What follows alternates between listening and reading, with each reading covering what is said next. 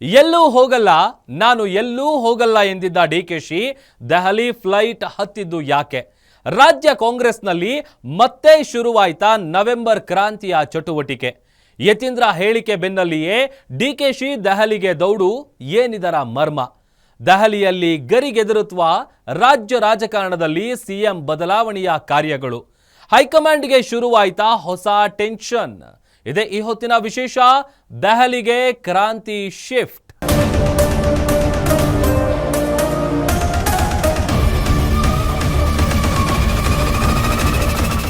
ರಾಜ್ಯ ಕಾಂಗ್ರೆಸ್ನಲ್ಲಿ ದಿನಕ್ಕೊಂದು ಹೊಸ ಪುಟಗಳು ತೆರೆದುಕೊಳ್ತಿವೆ. ಏನೂ ಇಲ್ಲ ಎಂಬ ಹೇಳಿಕೆಗಳ ನಡುವೆಯೇ ಏನೋ ನಡೀತಾ ಇದೆ ಅನ್ನೋ ಗುಮಾನಿಗಳಂತೂ ಮೂಡ್ತಿವೆ. ಕ್ರಾಂತಿ ಭ್ರಾಂತಿ ಹೇಳಿಕೆಗಳ ನಡುವೆಯೇ, ಹೈಕಮಾಂಡ್ ಮಾತಿಗೆ ಬದ್ಧ ಎಂಬ ಮಾತುಗಳ ನಡುವೆಯೇ ಅನೇಕ ಚಟುವಟಿಕೆಗಳು ಗರಿಗೆದರ್ತಾ ಇದೆ. ದೆಹಲಿಗೆ ಪ್ರಯಾಣಗಳು ಶುರುವಾಗ್ತಾ ಇದೆ. ಗಡುವುಗಳನ್ನು ನಾಯಕರು ನಿಗದಿ ಮಾಡಿಕೊಳ್ತಿದ್ದಾರೆ. ಹಾಗಿದ್ರೆ ಕೈಪಾಳ್ಯದಲ್ಲಿ ಅಸಲಿಗೆ ನಡೀತಾ ಇರೋದೇನು? ಇಲ್ಲಿದೆ ಮಾಹಿತಿ, ನೋಡೋಣ ಬನ್ನಿ. ನೋ ಡೆಲ್ಲಿ ಟೈಮೇ ಇಲ್ಲ. ನಾನು ಹೋಗಿ ಜಸ್ಟ್ 1 hour ಮೀಟಿಂಗ್ ಇತ್ತು, ಇನ್ನು ಹೋಗ್ತಾರ.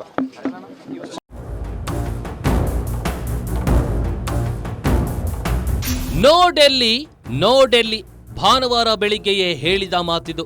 ಎಲೆಕ್ಷನ್ ಕೆಲಸಗಳು ತುಂಬಾ ಇವೆ, ದೆಹಲಿಗೆ ಹೋಗಲು ಟೈಮ್ ಇಲ್ಲ, ಹೀಗಾಗಿ ದೆಹಲಿಗೆ ಹೋಗ್ತಿಲ್ಲ ಅಂತ ಡಿಸಿಎಂ ಡಿಕೆಶಿ ಮಾಧ್ಯಮಗಳ ಮುಂದೆ ಹೇಳಿದ್ರು. ಈ ಮಾತು ಹೇಳಿ 2 ಗಂಟೆಗಳ ಅಂತರದಲ್ಲಿ ದೆಹಲಿಗೆ ಹಾರಿದ್ದಾರೆ. ಹೈಕಮಾಂಡ್ ಮೀಟ್ ಮಾಡಲು ಡಿಸಿಎಂ ಡಿಕೆಶಿ ಸಜ್ಜಾಗಿದ್ದಾರೆ.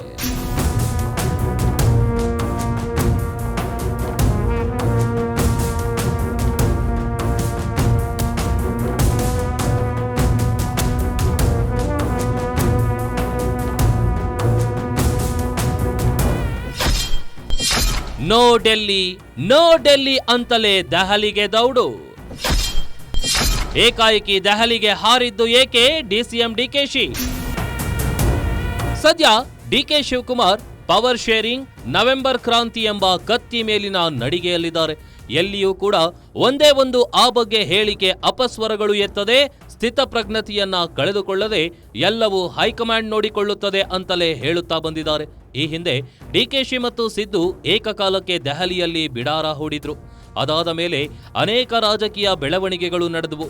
ಅದಕ್ಕೆಲ್ಲ ಮೌನವಾಗಿಯೇ ಉತ್ತರಿಸಿದ ಡಿಸಿಎಂ ಡಿಕೆ ಶಿವಕುಮಾರ್ ಈಗ ಏಕಾಏಕಿ ದೆಹಲಿಗೆ ತೆರಳಿದ್ದು ಅಚ್ಚರಿ ಮೂಡಿಸಿದೆ.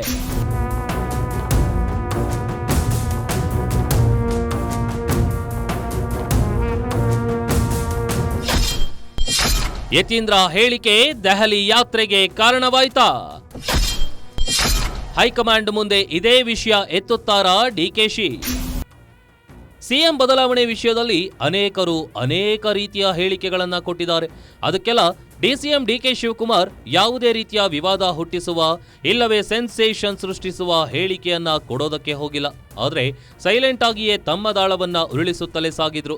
ಇದೇ ವೇಳೆ ಬೆಳಗಾವಿ ಜಿಲ್ಲೆಯ ರಾಯಭಾಗ ತಾಲೂಕಿನಲ್ಲಿ ಸಿದ್ದು ಪುತ್ರ ಯತೀಂದ್ರ ಹೇಳಿದ ಒಂದೇ ಒಂದು ಹೇಳಿಕೆ ರಾಜ್ಯ ಕಾಂಗ್ರೆಸ್ನಲ್ಲಿ ಮಾತ್ರವಲ್ಲ, ರಾಜ್ಯ ರಾಜಕಾರಣದಲ್ಲೇ ದೊಡ್ಡ ಹಲ್ಚಲ್ ಸೃಷ್ಟಿಸಿತು.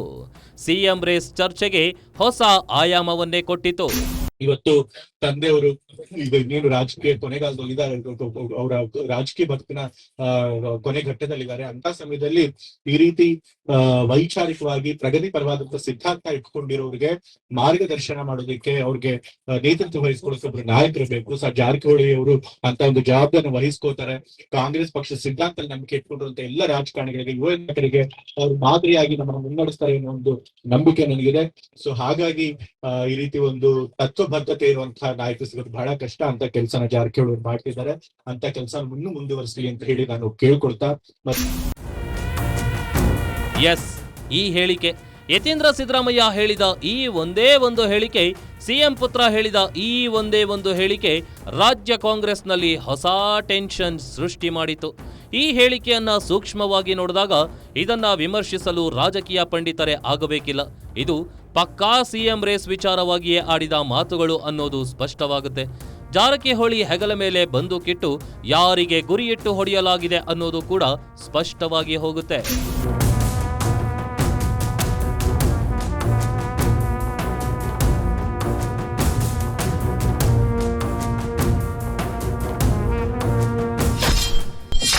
ಯತೀಂದ್ರರ ಆ ಹೇಳಿಕೆ ಸುನಾಮಿ ಸೃಷ್ಟಿಸಿದ್ದು ಏಕೆ? ಡಿಕೆಶಿ ದೆಹಲಿಗೆ ತೆರಳುವಂತೆ ಮಾಡಿದ್ದೇಕೆ ಆ ಮಾತು? ಬೆಳಗಾವಿಯಲ್ಲಿ ಯತೀಂದ್ರ ನೀಡಿದ ಹೇಳಿಕೆ ಬೇರೆ ಯಾರೇ ಹೇಳಿದ್ರೂ ಅದಕ್ಕೆ ಇಷ್ಟು ಹೈಪ್ ಸಿಕ್ತಿತ್ತೋ ಇಲ್ವೋ ಗೊತ್ತಿಲ್ಲ. ಆದ್ರೆ ಆ ಮಾತು ಹೇಳಿದ್ದು ಖುದ್ದು ಸಿಎಂ ಪುತ್ರ. ಸಿಎಂ ಸಿದ್ದರಾಮಯ್ಯ ತೆರೆಮರೆಯಲ್ಲಿ ಚದುರಂಗದ ಕಾಯಿಗಳನ್ನ ಮೂವ್ ಮಾಡೋದ್ರಲ್ಲಿ ಮಾಸ್ಟರ್. ಈ ಹಿಂದೆಯೇ ಅವರ ರಾಜಕಾರಣದ ಚಾಣಾಕ್ಷ ಆಟವನ್ನ ರಾಜ್ಯ ನೋಡಿದೆ. ತಮ್ಮ ರಾಜಕೀಯ ಭವಿಷ್ಯಕ್ಕೆ ಅಡ್ಡಿಯಾಗಬಹುದು ಅಂತ ಅನಿಸಿದ್ದವರನ್ನ ಅವರು ತುಂಬಾ ಜಾಣತನದಿಂದ ಸೈಡಿಗೆ ಸರಿಸಿದ್ದಾರೆ. ಸದ್ಯ ಸಿಎಂ ಸಿದ್ದು ಕುರ್ಚಿ ಮೇಲೆ ಡಿಕೆಶಿ ಕಣ್ಣಿದೆ. ಅಂದ್ರೆ ಅಲ್ಲಿಗೆ ಯತೀಂದ್ರ ಹೇಳಿಕೆಯ ಅರ್ಥವೇನು ಅನ್ನೋದು ಸ್ಪಷ್ಟವಾಗಿ ಹೋಗುತ್ತೆ.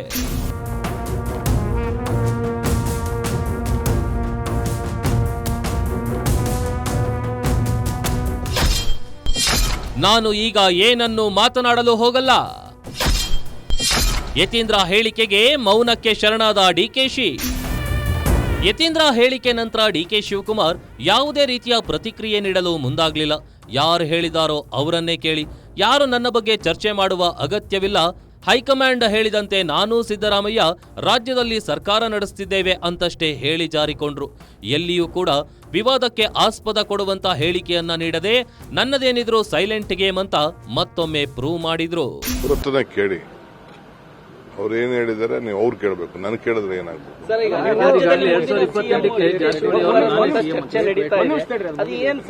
ನನಗೇನು ಅವಶ್ಯಕತೆ, ಯಾರು ಚರ್ಚೆ ನನ್ನ ಬಗ್ಗೆ ಚರ್ಚೆ ಮಾಡೋಂಥ ಅವಶ್ಯಕತೆ ಇಲ್ಲ. ನಾನು ಸಿದ್ದರಾಮಯ್ಯನವ್ರು ಏನ್ ಹೇಳಿದೀವಿ, ಪಾರ್ಟಿ ಏನ್ ಹೇಳ್ತದೆ ನಾವು ಒಟ್ಟಿಗೆ ಸೇರಿ ಕೆಲಸ ಮಾಡ್ಕೊಂಡು ಹೋಗ್ತೀವಿ ಅಂತ ಹೇಳಿದೀವಿ. ಆ ಕೆಲಸಕ್ಕೆ ನಾನು ಬದ್ಧನಾಗಿ. ಇನ್ನು ಯತೀಂದ್ರ ಹೇಳಿಕೆ ಬಳಿಕ ಅನೇಕ ವಿಷಯಗಳು ಮುನ್ನೆಲೆಗೆ ಬಂದವು. ಅವರಿಗೂ ನೋಟಿಸ್ ಹೋಗುತ್ತಾ, ಅವರ ಮೇಲೂ ಶಿಸ್ತು ಕ್ರಮ ಜರುಗಿಸಲಾಗುತ್ತಾ ಅಂತ. ಆದ್ರೆ ಯತೀಂದ್ರಗೆ ನೋಟಿಸ್ ಕೊಡುವ ವಿಚಾರದಲ್ಲಿಯೂ ಕೂಡ ಡಿಕೆಶಿ ಏನೂ ಮಾತನಾಡಿಲ್ಲ. ಅಲ್ಲಿಯೂ ಕೂಡ ಮೌನಕ್ಕೆ ಜಾರಿದ್ದಾರೆ. ನಾನು ಈ ಬಗ್ಗೆ ಏನೂ ಮಾತನಾಡಲು ಹೋಗಲ್ಲ ಅಂತಲೇ ಮತ್ತೆ ಹೇಳಿದ್ದಾರೆ. ರಾಮನಗರ ಎಂಎಲ್ಎ ಮತ್ತೆ ಕುಣಗಲ್ ಎಂಎಲ್ಎ ಪದೇ ಪದೇ ಅಧಿಕಾರ ಹಂಚಿಕೆ ಬಗ್ಗೆ ಹೇಳಿಕೆ ಕೊಡ್ತಾರೆ. ಯಾರಿಗಾದ್ರೂ ಯತೀಂದ್ರ ಅವ್ರಿಗೂ ನೋಟಿಸ್ ಜಾರಿ ಮಾಡ್ತೀರಾ ಸರ್ ಪಕ್ಷದ ವತಿಯಿಂದ? ಈಗ ನಾನು ಮಾತಾಡಕ್ ಹೋಗಲ್ಲ. ನಾನು ಯಾರ ಹತ್ರ ಮಾತಾಡ್ಬೇಕೋ ಮಾತಾಡ್ತೀನಿ. ಡಿಕೆ ಶಿವಕುಮಾರ್ ತಮ್ಮ ನಿಲುವಿನಲ್ಲಿ ಸಾಸಿವೆ ಕಾಳಷ್ಟು ಕೂಡ ಬದಲಾವಣೆ ಮಾಡಿಕೊಳ್ತಿಲ್ಲ. ಎಂತಹುದೇ ಆಕ್ರಮಣ ಆದರೂ ಕೂಡ ಅದನ್ನ ಅತ್ಯಂತ ಸ್ಥಿತಪ್ರಜ್ಞೆಯಿಂದ ಎದುರಿಸುತ್ತಿದ್ದಾರೆ. ಯಾವುದೇ ಎಡವಟ್ಟು ಆಗದಂತೆ ನೋಡಿಕೊಳ್ತಿದ್ದಾರೆ. ಎಲ್ಲವನ್ನೂ ಹೈಕಮಾಂಡ್ ಹೆಗಲಿಗೆ ಹಾಕ್ತಿದ್ದಾರೆ.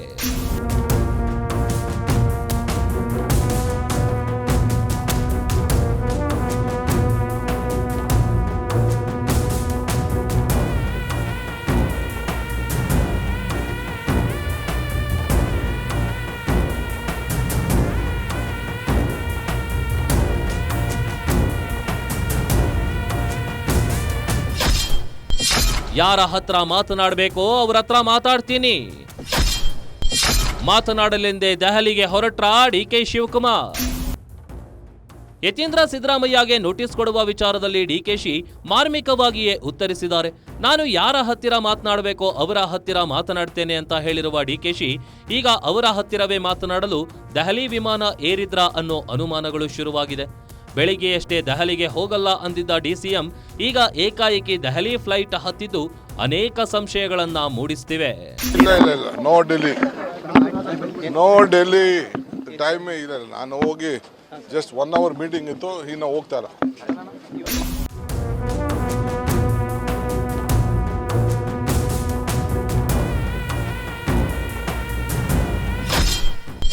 ಹೈಕಮಾಂಡ್ ಎದುರು ಮತ್ತೆ ಪಟ್ಟು ಹಿಡಿತಾರಾ ಡಿಕೆಶಿ?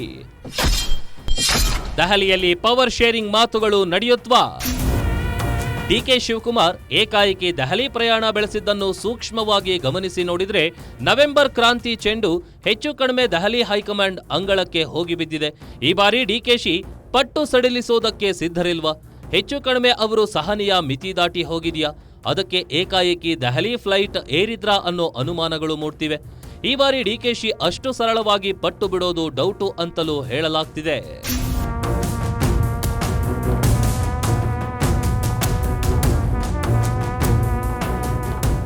ಡಿಸಿಎಂ ಡಿಕೆಶಿ ದೆಹಲಿಗೆ ಪ್ರಯಾಣ ಬೆಳೆಸುವ ಮುನ್ನ ಅನೇಕ ಸಿದ್ಧತೆಗಳನ್ನ ಮಾಡಿಕೊಂಡೇ ಫ್ಲೈಟ್ ಏರಿದ್ದಾರೆ. ಡಿಕೆಶಿ ಮಾಡಿಕೊಂಡ ತಯಾರಿ ಏನು? ದೆಹಲಿ ಪ್ರಯಾಣ ಏನು ಸಂದೇಶ ರವಾನಿಸಲಿದೆ? ಸಿಎಂ ದೆಹಲಿ ಪ್ರಯಾಣಕ್ಕೂ ಮುನ್ನ ಡಿಸಿಎಂ ಹೈಕಮಾಂಡ್ ಬಳಿ ಹೋಗಿದ್ದು ಯಾಕೆ? ಕೆಎನ್ ರಾಜಣ್ಣ ಸ್ಫೋಟಿಸಿದ ಮತ್ತೊಂದು ಬಾಂಬ್ ಯಾವುದು? ದೆಹಲಿ ಯಾತ್ರೆಗೂ ಮುನ್ನ ಡಿಸಿಎಂ ಹಲವು ತಯಾರಿಗಳನ್ನ ಮಾಡಿಕೊಂಡೇ ಫ್ಲೈಟ್ ಏರಿದ್ದಾರೆ. ಡಿಕೆಶಿ ಮಾಡಿಕೊಂಡಿರುವ ತಯಾರಿ ಏನು? ಎಲ್ಲಿಯೂ ತಮ್ಮ ತಪ್ಪು ಕಾಣದಂತೆ ಇಡೀ ವಿವಾದವನ್ನ ಡಿಕೆಶಿ ಹ್ಯಾಂಡಲ್ ಮಾಡಿದ್ದು ಹೇಗೆ? ಬಿಹಾರದ ಎಲೆಕ್ಷನ್ ಬಳಿಕ ಸಿಎಂ ಇಟ್ಕೊಂಡಿರೋ ಗುರಿ ಏನು? ಕೆಎನ್ ರಾಜಣ್ಣ ಹೇಳಿಕೆ ಹಿಂದಿರುವ ಮರ್ಮವೇನು? ಇದೆಲ್ಲದರ ಬಗ್ಗೆ ಕಂಪ್ಲೀಟ್ ವರದಿ ಇಲ್ಲಿದೆ, ಬನ್ನಿ ನೋಡೋಣ.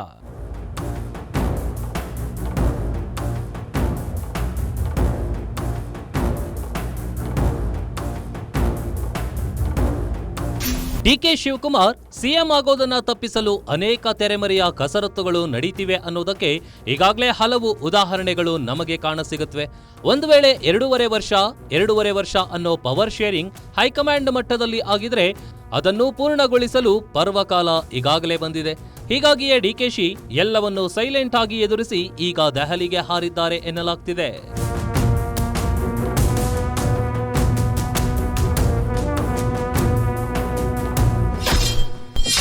ಡಿಕೆಶಿ ದೆಹಲಿ ಯಾತ್ರೆಗೂ ಮುನ್ನ ಹಲವು ಸಿದ್ಧತೆ. ಎಲ್ಲದಕ್ಕೂ ಹೈಕಮಾಂಡ್ನತ್ತ ಬೆರಳು ಮಾಡಿದ ಡಿಕೆ ದೆಹಲಿ ಪ್ರಯಾಣ ಬೆಳೆಸೋ ಮೊದಲು ಅನೇಕ ಸಿದ್ಧತೆಗಳನ್ನ ಮಾಡಿಕೊಂಡಿದ್ದಾರೆ. ಈಗಾಗಲೇ ಅದರ ಬಗ್ಗೆ ಹಲವು ವಿಷಯಗಳನ್ನ ನಾವು ನಿಮಗೆ ಹೇಳಿದ್ದೇವೆ. ಯಾರೇ ಯಾವುದೇ ಕ್ರಾಂತಿ ಅಂತ ವಿವಾದ ಎಬ್ಬಿಸಿದ್ರೂ ಹೈಕಮಾಂಡ್ ಅದನ್ನ ತೀರ್ಮಾನ ಮಾಡುತ್ತೆ ಅಂತಲೇ ಹೇಳಿದ್ದಾರೆ. ಅವರ ಪರ ನಿಂತ ಶಾಸಕರು ಸಿಎಂ ವಿಚಾರದ ಬಗ್ಗೆ ಮಾತನಾಡಿದಾಗ ನೋಟಿಸ್ ಕೊಟ್ಟು ಬಾಯಿ ಮುಚ್ಚಿಸಿದ್ದಾರೆ. ಸಿದ್ದು ಪರ ಶಾಸಕರು ಸಚಿವರು ಏನೇ ಮಾತನಾಡಿದ್ರು ಅವರ ವಿರುದ್ಧ ಕೆಪಿಸಿಸಿ ಅಧ್ಯಕ್ಷರಾಗಿ ಡಿಕೆ ಯಾವ ಕ್ರಮವನ್ನು ಕೂಡ ಕೈಗೊಂಡಿಲ್ಲ. ಎಲ್ಲಿ ಮಾತನಾಡಬೇಕೋ ಅಲ್ಲಿ ಮಾತನಾಡ್ತೀನಿ ಅಂತ ಯತೀಂದ್ರ ವಿಚಾರದಲ್ಲಿಯೂ ಕೂಡ ಹೇಳಿದ್ದಾರೆ.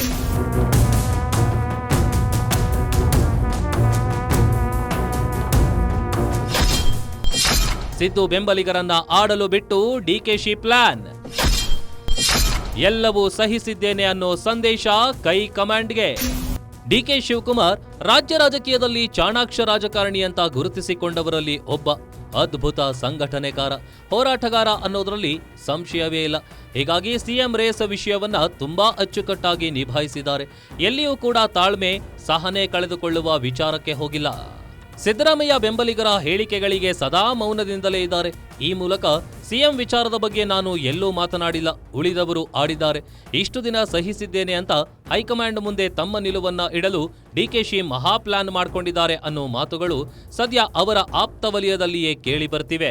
ನಾನು ಸಿದ್ದರಾಮಯ್ಯನವರು ಏನ್ ಹೇಳಿದೀವಿ, ಪಾರ್ಟಿ ಏನ್ ಹೇಳ್ತದೆ ನಾವು ಒಟ್ಟಿಗೆ ಸೇರಿ ಕೆಲಸ ಮಾಡ್ಕೊಂಡು ಹೋಗ್ತೀವಿ ಅಂತ ಹೇಳಿದೀವಿ. ಆ ಕೆಲಸಕ್ಕೆ ನಾನು ಬದ್ಧನಾಗಿ ಪಕ್ಷದ ವತಿಯಿಂದ ಈಗ ನಾನು ಮಾತಾಡಕ್ ಹೋಗಲ್ಲ. ನಾನು ಯಾರ ಹತ್ರ ಮಾತಾಡಬೇಕೋ ಮಾತಾಡ್ತೀನಿ. ಇದು ಡಿಕೆಶಿ ಹೂಡಿದ ಆಟ. ಎಲ್ಲಿಯೂ ತಮ್ಮಿಂದ ಸಿಎಂ ವಿಚಾರವಾಗಿ ಮಾತುಗಳು ಬಂದಿಲ್ಲ. ಈಗ ನೀವು ಕೊಟ್ಟ ಮಾತು ಉಳಿಸುವ ಸಮಯ ಬಂದಿದೆ. ನಿಮಗೆ ಕೊಟ್ಟ ಮಾತಿನಂತೆ ನಾನು ನಡೆದುಕೊಂಡಿದ್ದೇನೆ, ನನಗೆ ಕೊಟ್ಟ ಮಾತಿನಂತೆ ನೀವು ನಡೆದುಕೊಳ್ಳಿ ಅಂತ ಹೈಕಮಾಂಡ್ಗೆ ನೆನಪಿಸಲು ಸಜ್ಜಾಗಿದ್ದಾರೆ. ಅದಕ್ಕಾಗಿಯೇ ಡಿಕೆ ದೆಹಲಿಗೆ ಹಾರಿದ್ದಾರೆ ಅಂತಲೇ ಹೇಳಲಾಗ್ತಿದೆ.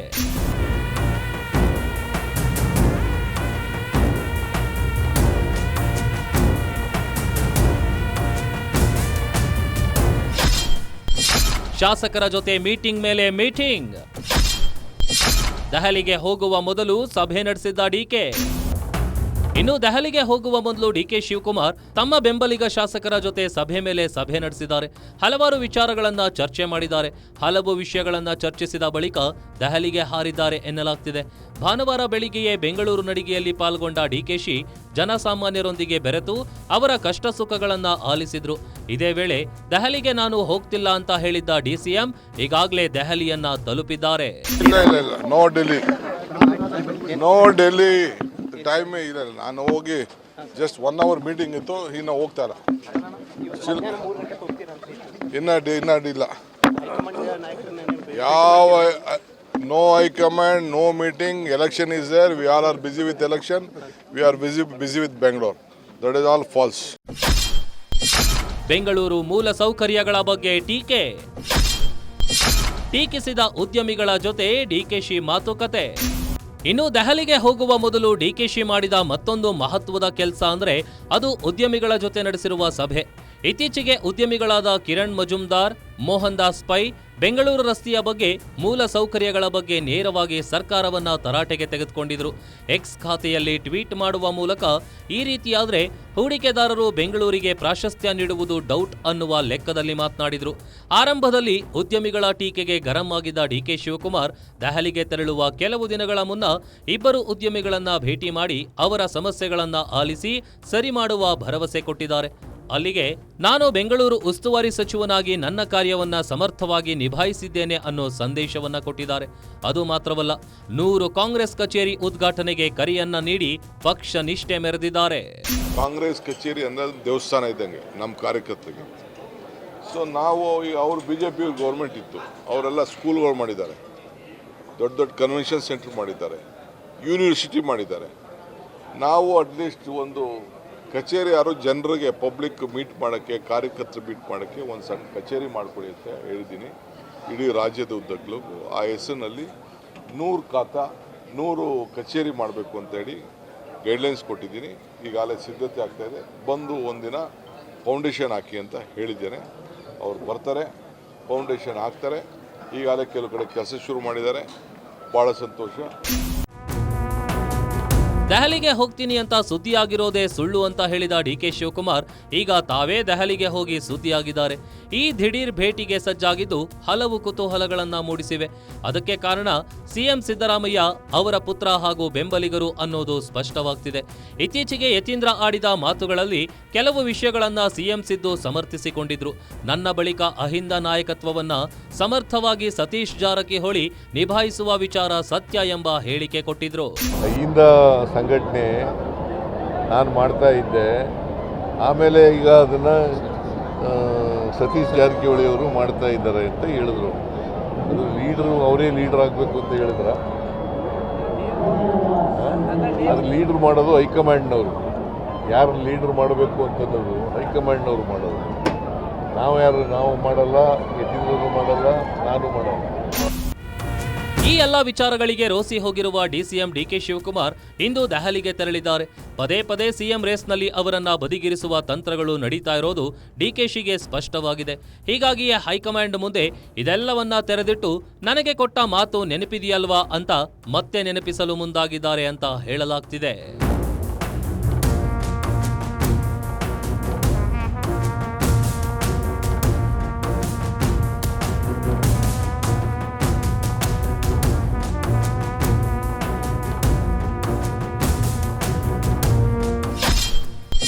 ಬಿಹಾರದ ಚುನಾವಣೆ ಬಳಿಕ ದೆಹಲಿಗೆ ತೆರಳಿದ್ದ ಸಿದ್ದು, ಸಿಎಂ ದೆಹಲಿ ಪ್ರವಾಸಕ್ಕೂ ಮುನ್ನವೇ ಡಿಸಿಎಂ ದೆಹಲಿಗೆ. ಸದ್ಯ ಕೇಂದ್ರ ಕಾಂಗ್ರೆಸ್ ನಾಯಕರು ಬಿಹಾರದ ಚುನಾವಣೆ ಗದ್ದಲದಲ್ಲಿ ಬ್ಯುಸಿಯಾಗಿದ್ದಾರೆ.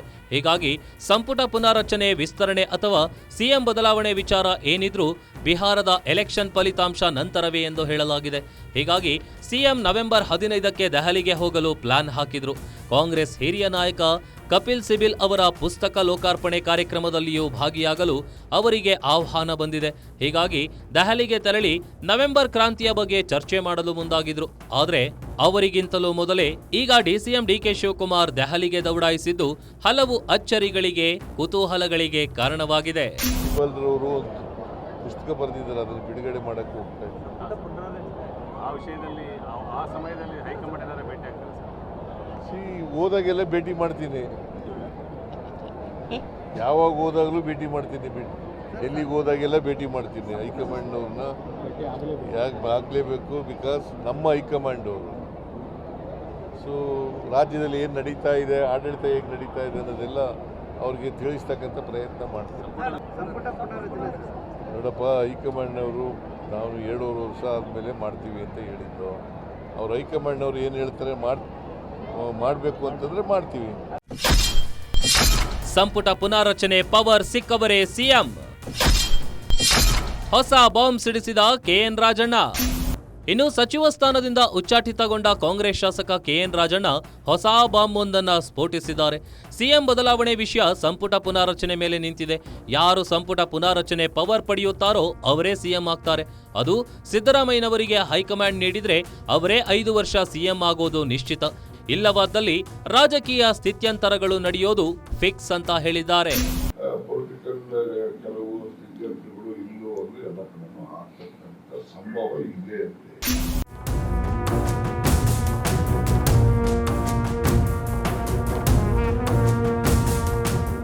ಒಟ್ಟಾರೆ ಡಿಸಿಎಂ ಡಿಕೆಶಿ ದೆಹಲಿ ಪ್ರಯಾಣವನ್ನ ಹಲವು ಆಯಾಮಗಳಲ್ಲಿ ನೋಡಲಾಗ್ತಾ ಇದೆ.